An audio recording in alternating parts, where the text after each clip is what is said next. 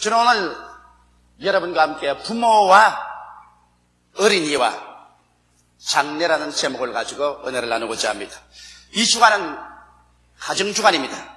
특히 오늘은 어린이에 대해서 우리와 함께 생각해 보고자 합니다. 시편 127편 3절에 보면 자식은 여호와의 주신 기업이요 태의 열매는 그의 상급이로다, 이와 같이 기록되어 있습니다. 이러므로 여러분, 우리가 자녀를 얻는 것은 우리가 원해서 얻고 우리가 싫어서 얻지 않은 것이 아니라 자녀는 하나님께서 여러분과 나에게 주시는 기업인 것입니다. 기업은 받아서 우리가 잘 가꾸어야 되고, 자녀는 또한 하나님이 상급으로 주시기 때문에 귀하게 느끼고 아름답게 우리가 가꾸어야 될 것인 것입니다. 인류 역사를 통해서 오늘날처럼 자식을 잘 기를 수 있는 교육적인 기회와 수단이 풍부할 때도 없었습니다. 또 그와 동시에 오늘날처럼 자식 교육이 힘들 때도 없었습니다. 그 이유는 점점 도시화되어가는 세계 속에 환경적, 정신적인 공해가 도처에 꽉 들어차 있고 세속적인 물결이 TV, 잡지 등을 통하여 무제한적으로 안방까지 밀려 들어오고 있는 것입니다. 그래서 문 밖에만 나가면 눈과 마음을 겨놓게 하는 타락의 손길이 처처에 우리 어린이들을 유혹하고 있는 것입니다. 이와 같은 와중에서 우리들이 씩씩하게 하나님을 섬기며 범사에 성공적인 삶을 살 수 있는 심신이 튼튼한 자녀들로 길러나가야 될 의무와 책임이 부모에게 얹혀져 있는 것입니다. 어떻게 하면 우리에게 맡겨준 하나님의 기업이요 하나님의 상급인 어린 자녀들을 잘 길러나갈 수가 있을까요? 첫째로 우리가 자녀 교육의 가장 중요한 시기를 알아야만 되는 것입니다. 자녀가 우리의 부모를 떠날 때까지, 우리 부모의 설화에서 자랄 때 어느 시기가 가장 중요할까요? 오늘날 성경도 심리학자들도 다 동시에 1살 때부터 6살 때까지가 그 일생을 좌우하는 인격을 형성하는 귀한 기간이라는 것을 증명하고 있는 것입니다. 심리학자 폴 디 마이어 박사는 그의 책에서 말하기를 약 85% 이상의 성인들의 행동 양상과 태도는 그가 1살에서 6살 사이에 그 인격 속에 이미 깊이 심어진다는 나의 신념을 나는 충분히 실증하고 증명했다고 말한 것입니다. 이러므로 여러분, 우리의 품에서 자라는 어린아이들 1살에부터 6살까지가 벌써 그가 성인이 되어서 어떻게 인생을 살며 태도를 가질 것인가의 85%가 결정되어 버리고 마는 것입니다. 이러므로 얼마나 부모의 설화에서 아직 유치원을 들락날락하기 전에 어린이의 인격이 중요하다는 것을 알아야 되는 것입니다. 성경 잠언서 22장 6절에 보면 마땅히 행할 길을 아이에게 가르치라. 그리하면 늙어서도 그것을 떠나지 아니하리라고 말씀한 것입니다. 이러므로 초기 교육 1살에서 6살까지의 어린이들에게 대해서 일찌감치 우리가 교육을 잘하는 것은 중요한 일이요, 또 어린아이를 잘 취급하는 것은 그 일평생에 비뚤어진 인격을 형성하지 않는데 대단히 중요한 것입니다. 그러면 여러분, 1살에서 6살 사이에 마음에 얻은 상처는 일생을 가게 하는 것입니다. 오늘날 너무나 많은 부모들이 1살에서 6살 사이의 어린이의 장성기에 그 마음속에 믿음, 소망, 사랑을 넣어주는 대신에 일생을 정신적인 상처를 가지고서 감정적인 고통을 유발하면서 살도록 상처를 입히는 사람이 많습니다. 오늘 나는 이 시간에 우리가 어린이를 기를 때 어떠한 것을 심지 말아야 되는가, 이 점에 관해서 알아보고자 하는 것입니다. 먼저 우리는 어린이들의 마음속에 미움을 심어주지 말아야 되는 것입니다. 1살부터 6살까지 사이에는 어린아이들은 아직 언어 구사 능력이 없기 때문에 자기 마음속에 억울한 일을 당하면 이것을 변명할 수도 없고 풀어낼 수도 없기 때문에 그것이 그 심령 속에 무서운 상처를 남기고 파헤쳐 들어가는 것입니다. 이러므로 어린아이가 나는 거부당하고 있다는 아픔, 다시 말하면 나는 친밀한 사랑을 받지 못하고 있다, 부모는 나를 원해서 낳은 것이 아니라 나를 싫어하면서도 기르고 있다는 이러한 감정을 심으시 말아야 되는 것입니다. 거부 반응을 체험하거나 쌀쌀하고 무관심하며 그저 이무적인 취급 이상의 취급을 받지 못한다고 느끼는 어린아이들의 마음속에는 깊은 상처를 느끼게 되는 것입니다. 나는 미움받고 있다. 나는 거부당하고 있다. 나는 원치 않는 어린아이다. 이런 것이 마음속에 미움의 상처를 입혀주는 것입니다. 이것은 나중에 장사하고 난 다음에도 그 마음속에 깊은 아픔의 감정이 되어서 사람들과의 대화가 잘 되지 않고 부부간에 서로 애정을 나눌 수가 없는 마음의 병을 유발하는 것입니다. 또 어린이들의 마음속에 죄책감을 심어주어서는 안 되는 것입니다. 죄책이란 속으로 자기를 미워하는 감정입니다. 부모가 완전주의자로서 어린이의 불완전한 인격에 대하여 심한 비평과 꾸짖음을 하는 분이 있습니다. 아직 어린아이는 불완전한 존재인데 무엇이든지 완전하기를 원합니다. 머리도 완전히 빗어라, 완전히 이빨을 닦아라, 손도 깨끗이 씻어라, 옷도 완전히 입어라, 생활도 완전히 하라. 그래서 완전주의에 도저히 저희가 미달하기 때문에 어린아이는 언제나 부모 앞에 서면 나는 불완전하다는 죄책감을 느끼게 되는 것입니다. 그뿐 아니라 또한 항상 타인과 비교해서 평론할 때 어린아이는 자기의 불완전을 미워하는 죄책감의 깊은 상처를 느끼게 됩니다. 왜 쟤는 잘하는데 너는 못하느냐? 쟤는 훌륭한데 너는 왜 훌륭하지 못하느냐? 비교 죄책감인 것입니다. 이래서 이 죄책감이 마음속에 깊이 상처를 입고 난 다음에 이 어린아이는 자라서 장년이 되더라도 언제나 마음이 불안하고 초조하고 늘 쫓기는 삶을 살고 자기를 미워하고 죄책감에서 벗어날 수 없는 인격적인 불구자로 만들어버리고 마는 것입니다. 또 우리는 어린아이들에게 열등의식을 심어주시면 안 되는 것입니다. 열등의식이라는 것은 자기에 대한 과소평가인 것입니다. 여러분, 자기에 대한 과대평가를 해서 교만해서도 안 되겠지만은 자기에 대한 과소평가를 해서 나는 못났다, 나는 아무것도 아니다, 나는 버림받아야 마땅하다, 나는 할 수 없다, 나는 못한다, 인간으로 만들어서도 안 되는 것입니다. 여러분, 열등의식이라는 것은 잘하는 점을 칭찬하지 않고 항상 못하는 점을 강조해서 꾸짖을 때 그 어린아이의 마음속에 깊은 열등의식을 넣어주고 마는 것입니다. 어린아이니까 잘못할 것도 있지요.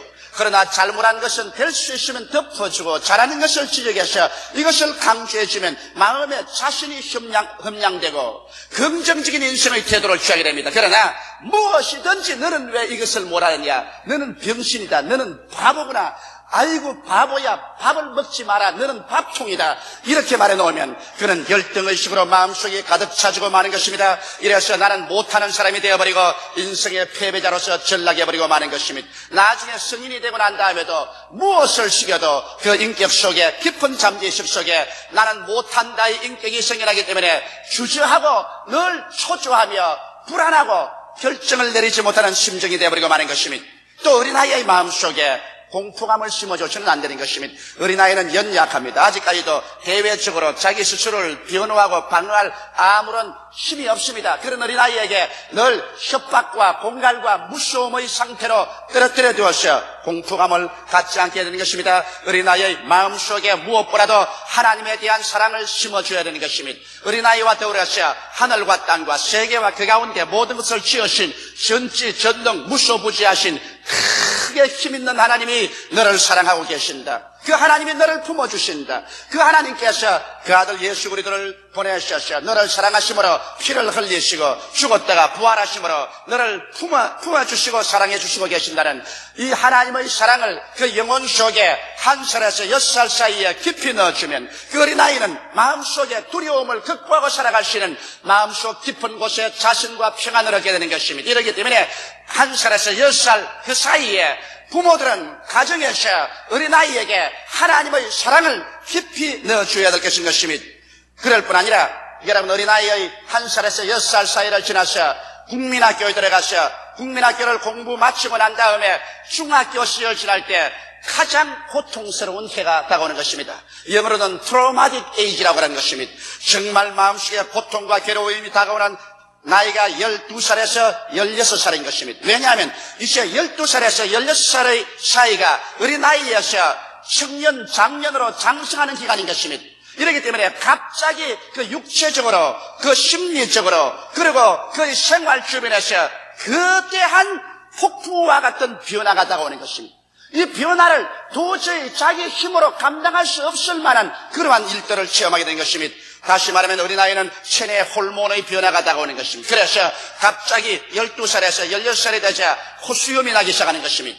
그리고 몸에 이상한 증상들이 나타나기 시작하는 것입니다. 이러므로 그 체내의 호르몬 변화는 무엇인지 모르게 마음에 불안을 가져오고 몸에 불안을 가져오는 것입니다. 또 나아가서 새로운 마음의 충동과 욕구가 생깁니다. 옛날에 아버지나 어머니 품에 안겨있던 그 시절과는 달리 스스로 독립해서 무엇을 하고 싶은 충동이 생겨나는 것입니다. 이성에 대한 그리움이 생겨나기 시작하는 것입니다. 욕구가 생겨나고 그 또 죄책이 마음속에 끓임수라는 것은 무엇을 어떻게 해야 될지 알지 못하기 때문에 무엇을 하더라도 잘못한 것 같아서 그 죄책을 떠날 수가 없습니다. 마음이 불안전하고 혼돈하며 또 거기에 대해서 반발심이 생기는 것입니다. 무엇이든지 부모에 대한 반발심도 생기고 군의에 대한 반발, 사회에 대한 반발심이 생겨나기 시작하는 것입니다.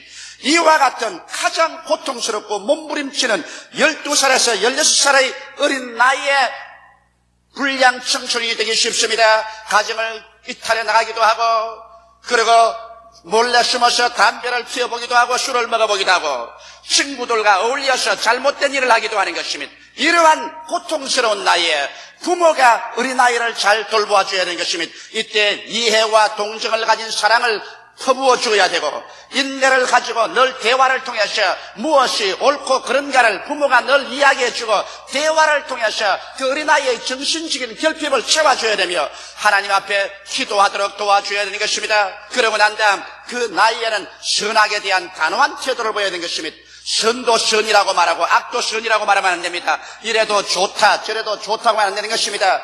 12살에서 16살 그 인격의 가장 고통스러운 시절에 그런 무엇이 진실로 선인지 악인지를 분별하지 못하고 있을 때 부모가 단호하게 이것은 해도 좋고 이것은 하면 안 된다는 울타리를 규정해 주어야 그가 올바른 인격적 성장을 하는 것입니다. 이렇기 때문에 선은 칭찬해주고 악을 행할 때는 부모가 단호한 태도를 취해서 그는 거부식이고 안 되면 채찍이라도 때려야 되는 것입니다. 성경은 잠언서 29장 15절에 말하기를 채찍과 꾸지람이 지혜를 주거늘 임의로 하게 내버려 두면 그 자식은 어미를 욕되게 하느니라. 잠언서 23장 13절에 아이를 훈계하지 아니지 말라. 채찍으로 그를 때릴지라도 죽지 아니하리라. 이러므로 12살에서 16살의 나이에 잘못될 때는 불러다가 종아리를 때리고 채찍을 때렸으라도 그 반항심을 꺾고 올바른 길을 걸어가도록 해주는 것은 부모가 해야 될 마땅한 의무요 책임인 것입니다.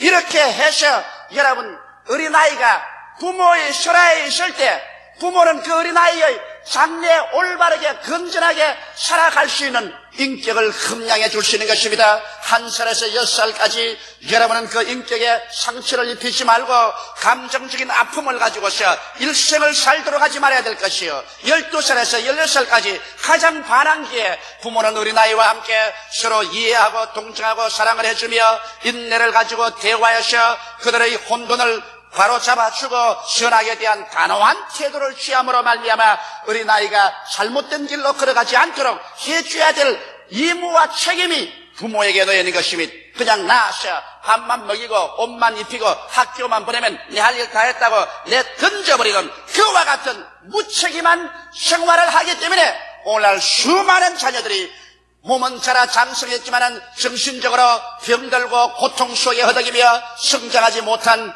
국민들이 되어버리고 마는 것입니다.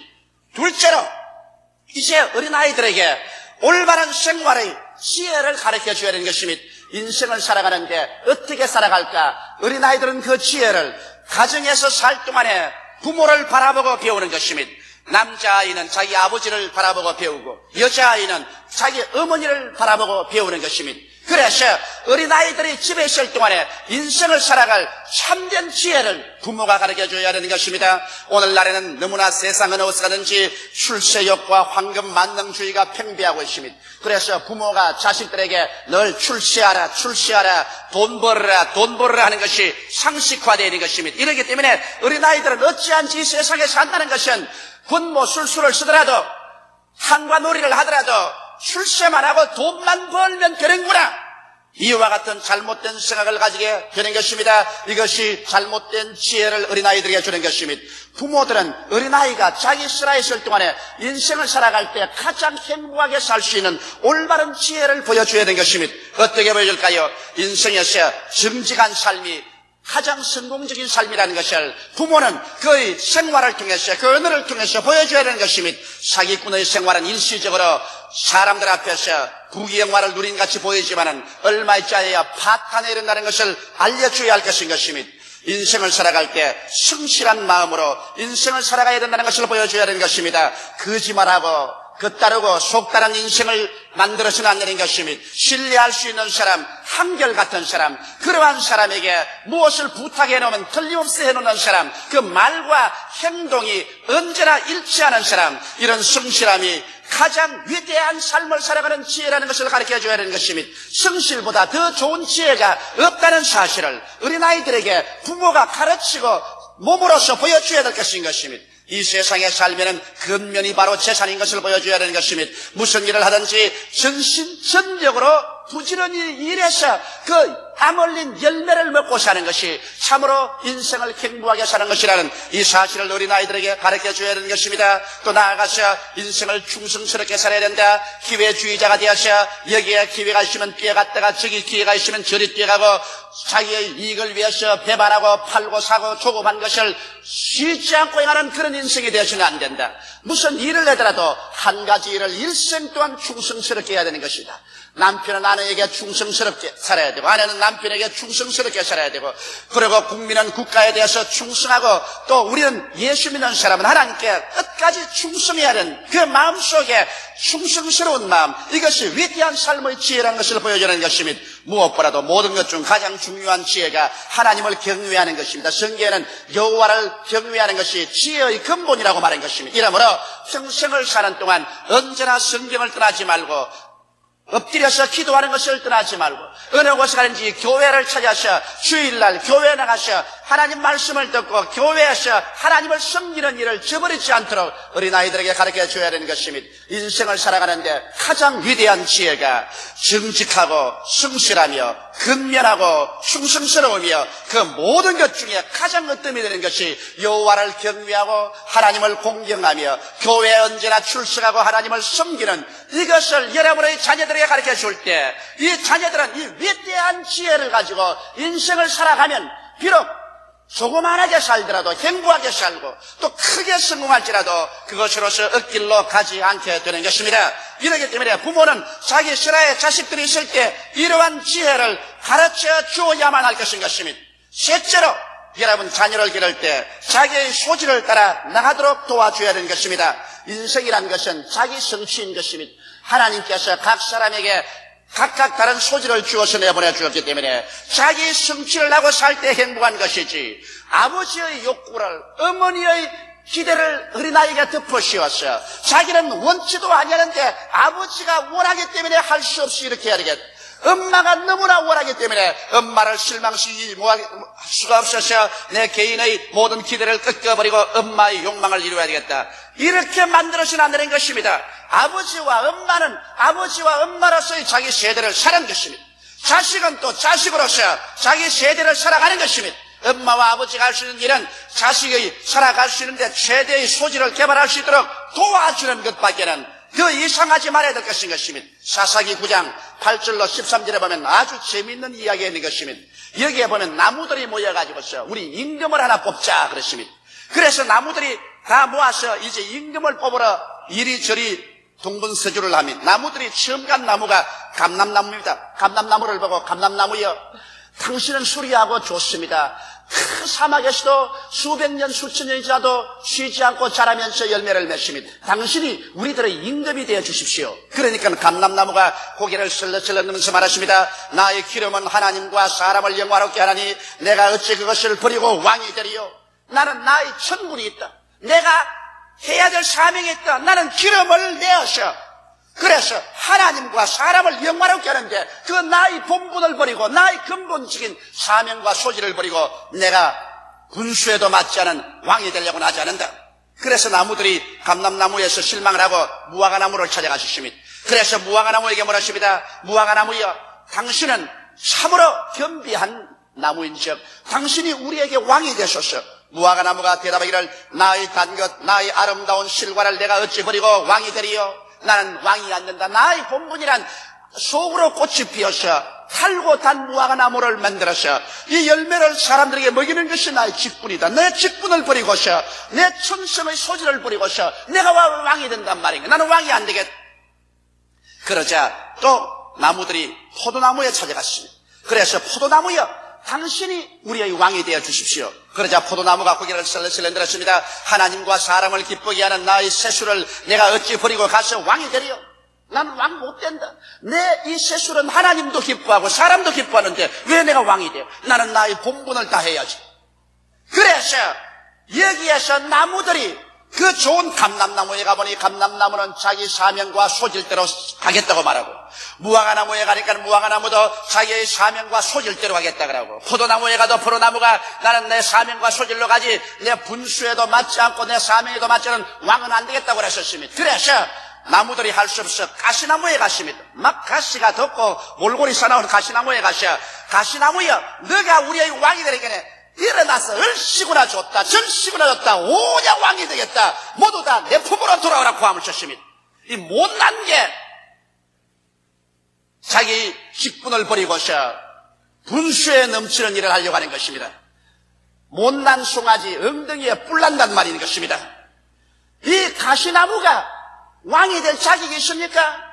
오늘날 못난 인생이 자기 분수를 뛰어넘어 자기 소질을 뛰어넘어 탐욕으로서 무엇을 바라다가 자기도 망하고 수많은 사람들도 망하게 하는 것입니다. 하나님께서 이 세상에 사람을 내보낼 때 그 사람의 소질대로 하나님께서 은사를 주신 것입니다. 그러므로 자기의 소질을 다 발견해내서 감람나무면 기름을 산출해야 되고, 무화과나무면 단 아름다운 실과를 내야 되고, 포도나무면 하나님과 사람을 기쁘게 하는 세수를 만들어내야지.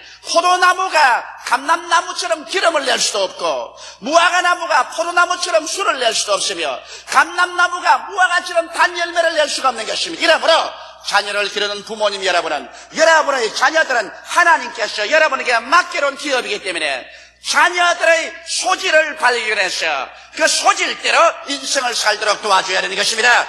반드시 돈벌이 해라, 반드시 세상에 출세해라, 이렇게만 하지 마십시오. 인생에 돈과 출세가 인생을 행복하게 하는 것이 아닙니다. 인생은 일방통로의 길인 것입니다. 한 번 사는데 자기 마음속의 소질을 살려서 행복하게 사는 것이 인생인 것입니다. 돈을 많이 쌓아놓고 좋은 옷을 입고 그릇 고각의 집에 살면서도 불행하고 슬프게 일생을 보내는 것은 그것은 인생이 아닌 것입니다. 인생의 참으로 성공은 물질의 풍부함이 있지는 않습니다. 자기의 소질을 얼마나 개발하고 인생이란 자기를 성취해서 살았는가 살지 않았는가, 이것이 자기에게 가장 위대한 것이 되는 것입니다. 이러므로 여러분, 오늘날 부모들이 인류병에 걸려가지고서 부모의 탐욕의 노예가 되도록 어린아이를 만들어서 인류에 안 가면 너는 버림받았다, 인류에 안 가면 밥도 먹지 말라, 인류에 안 가려면 우리 집에 오지도 말라, 너는 서울대학을 가야 된다, 연세대학을 가야 된다, 고려대학을 가야 된다, 인류대학을 해야 된다. 인류병에 걸려 있어서 애들조차도 인류병에 걸려 있는 것입니다. 물론 하나님이 그리 부르시면 인류로 가도 좋지만은 여러분, 제3류를 가나 제4류를 가나 혹은 대학을 못 가더라도 자기 소질을 개발해서 자기 성취를 하고 하나님께 영광을 돌리고 살면 이것이 참으로 성공적인 인생을 살게 하는 것입니다. 이 세상의 인간 농사 중 가장 어려운 농사가 자식 농사인 것입니다. 여러분, 세상 농사는 실패하면 다시 다음에 성공시키면 되겠지만은 자식 농사는 한번 실패해 놓으면 다시 성공시킬 수 없는 것입니다. 이러기 때문에 우리는 정말 하나님 앞에 기도하고 올바르게 자식을 기르어야 되는 것입니다. 자식의 영혼을 구원시키고 성공적인 인생을 살게 하는 것이 하나님 앞에서 우리가 해야 될 마땅한 책임이요 의무인 것입니다. 이러므로 이 가정 주간에 여러분과 나는 하나님께로부터 받은 기업인 어린 자식, 새의 상급으로서 주신 자녀들을 어떻게 훌륭하게 길러내어서 그들이 하나님께 영광되고 세상 사람들에게 빛이 될 수 있게 할 수 있을까? 이것은 우리 부모들이 마땅히 해야 될 사명인 것입니다. 이러므로 우리는 이 자녀들에게 밥이나 먹여주고 옷이나 입혀주고 잠자리나 마련해주면 이로써 부모가 할 수 있는 일은 다 했다고 생각하는 것은 너무나 우리 한국에서 과거에 전통적인 그런 생각을 가지고 자녀들을 기르는 것입니다. 자녀는 여러분 그와 같은 기계가 아니고 그와 같은 동물이 아니라는 것을 알고 우리 스스로가 자녀의 교육에 전심전력할 수 있는 우리들이 다 되시기를 주님의 이름으로 축원합니다. 다 같이 오기하시고 기도드리겠습니다. 살아계신 우리 아버지 하나님, 하나님께서 우리에게 자녀의 기업을 주시고 태의 열매로서 상급을 주신 것을 감사하옵나이다. 자녀는 잘 기르면 크게 영광이 되고 기쁨이 되고 잘못 길러놓으면 그보다 더 뼈가 아프고 뼈가 썩고 고통스러운 것이 없사옵니다. 하나님 아버지여, 우리 가정 주간을 맞이해서 우리의 가정에서 우리의 품에서 자라는 자녀들은 정상적으로 자라고 있는가, 1살부터 6살 사이의 유년기, 12살부터 17 사이의 가장 고통스러운 해, 그 다음 그들이 앞으로 진출해 나가는 길, 이런 일에 대해서 부모들이 적극적인 관심을 가지고서 도와줄 수 있도록 하나님께서 은총과 사랑을 베풀어 주옵소서. 예수님 이름 받들어 기도드리옵나이다. 아멘.